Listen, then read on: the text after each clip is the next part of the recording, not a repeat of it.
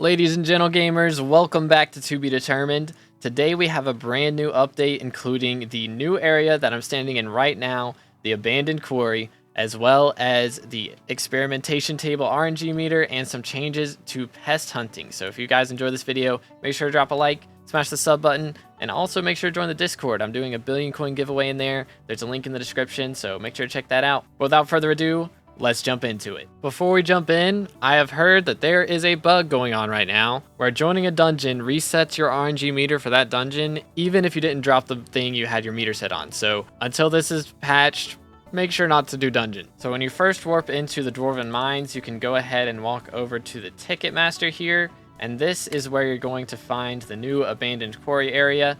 You can either just click here and warp into it by going into the minecart, or you can find your way to it without paying any coins if you don't want to do that. It's definitely faster to just warp in, but if you have the warp to the forge, you can warp over here, and then you can warp up to the upper mines up here, and then go in this section down to the left, and you'll be back over into the quarry right here.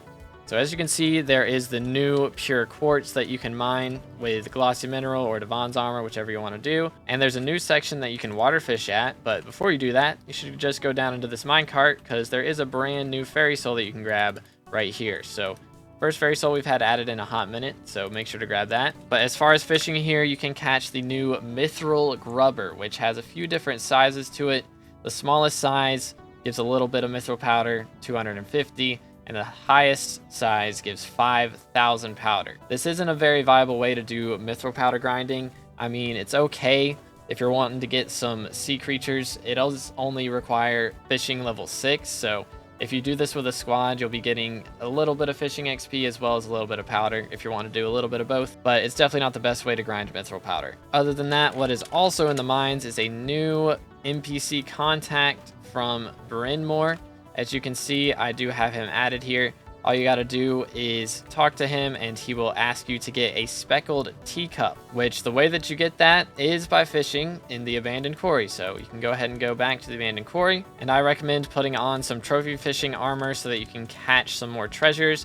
And it's just a treasure that you have a chance to catch while fishing in this area, but it is soulbound, so you won't be able to buy it from anyone else. You have to catch it yourself. And if you don't remember what Brynmore does, basically if you get his contact, you'll be able to call him from anywhere and buy the fillet of fortune, the chilled pristine potato, or the powder pumpkin. But that's everything with mining. Let's move on to the RNG meter for experimentation table. We go over to our table. You can see it now shows how long your cooldown is, so you don't have to open the menu to see how long it is. You can still renew your experiments, of course, if you want to, but there's also the option to save up charges. Basically, every 24 hours, you're going to get a charge, the same way that you do with Rift every 4 hours. And you can save up 3 days worth of charges and do all 3 days at once. Now, you'll still only get 1 day's worth of renewals after those charges are up. But if you can't play for 3 days or something, you'll be able to do all 3 days of your super pairs in 1 day. Now, there's also the RNG meter here, which you can access. And it's basically going to be slightly retroactive. Every 10,000 XP that you had before will count as 1 XP in this table. And I'm pretty sure that's the way it works for the future as well. So it's going to take a long time to max out the table if you're trying to get the metered RNG meter. But you can see all of the drops here for the rare ones, and then from this point forward is the ultra rare books. So everything before this point is going to be only 150,000 to get if you want to, or slightly less for some of them. But from this point forward, it gets mad expensive. So it's going to be 500,000 meter in order to be able to drop anything from this point on. I'm not sure exactly what the best thing to put it on right now is, but I believe looting 5 and power 7 are some of the best options. So I've got mine on looting 5. But you can see that they did add the dyes to the RNG meters. So Nadeshiko dye is in this RNG meter. If we do /RNG for the Slayers, you'll see that in the Void Gloom Slayer, there is the Byzantium dye. In the Vampire Slayer, there's Sangria dye, etc. They did also add a search bar for the RNG meter. So if you're looking for a scavenger or something like that, you can just type that in and see exactly how much it costs in order to meter it. And you can select it if you want to. But the RNG meter isn't the only change to this table. Basically, they removed a lot of the terrible enchants that were in here, so you shouldn't be dropping Bane of Arthropod 6 or anything like that.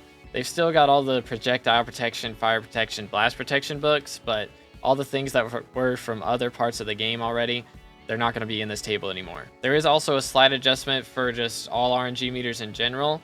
Usually when you're doing dungeon runs specifically, it will tell you your RNG meter was reset before you actually open the chest. So now if you drop something that your RNG meter was set on, it won't tell you until you've already opened the chest. So it'll still be a little bit of a surprise when you open the chest to see that you got something good. Now the last changes here are on the garden, and if you watched my last video, you probably think that they're going to be pretty bad, but they're actually not too bad. They made some changes since the first alpha. It's only been open for a couple days, but they added a couple things that are going to make it a little bit easier to cope with. So if you didn't know, Sprayinator no longer gives faster pest cooldowns. It used to. It was bugged apparently, so it wasn't intentional, so now it no longer does that. Also, Finnegan got nerfed a little bit, so his Pest Eradicator perk used to be 25% decreased cooldown, and now it is 20%. But to make up for this, you can go over to Philip and open his wares shop, and notice he now has a full set of Pest Hunter's equipment, which on the first day of Alpha decreased the spawn cooldown of Pest by 5%, and now it's 10%. So this is a pretty significant buff. So it used to be during Finnegan, I was getting about a minute and 15-second cooldowns or so, maybe a minute 30-second cooldowns. And now wearing this full equipment, I'm getting a minute 15-second cooldown still. So you can see this is what I'm wearing. I've still got the Pest vest on, but all the other pieces are the Pest Hunter gear, which all of this new gear does go in museum, as well as the squeaky mouse mat that goes in museum too. And they did add one more item to the museum, which is the Terra Shell necklace, which is a new necklace piece that will stop you from catching trophy fish.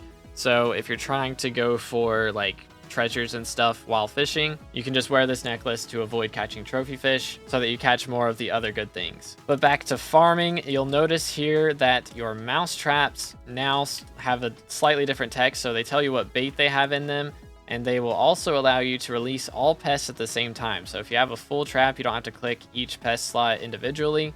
You can release all of the pests at once if you want to. So in general, for most people, farming is going to be pretty much the same that it was before. But if you are a Dayax user, that's kind of where the nerf comes in. Dayax is no longer going to work on spawning pests. So you will not be able to break crops while holding a Dayax. So you won't be getting extra pest hunter chance from that, unfortunately. But for everybody else, if you weren't using Dayax, pest farming is going to be pretty much the same that it was before. But other than Dayax, they also removed Ragnarok Axe from being able to be used on the garden. So you can no longer use the Ragnarok Axe if you're a Mushroom Cow user to get extra strength. In other changes, they also added Crimson Isle Lava immunity to the Magma Lord armor. So that includes Kudra. So now if you are a Iron Man player and you're wanting to get into Kudra, and you can't use Ember Armor, you can use Magma Lord instead. They also majorly buffed Habanero Tactics. At level 4, it used to increase your damage by 4%, and now it increases it by 20. And at level 5, it was 5%, and now it's 25. So that's a pretty massive buff. Plus, you don't have any reason not to use it because of Magic Find. It used to be that if you didn't have Smoldering Polarization, you would lose Magic Find.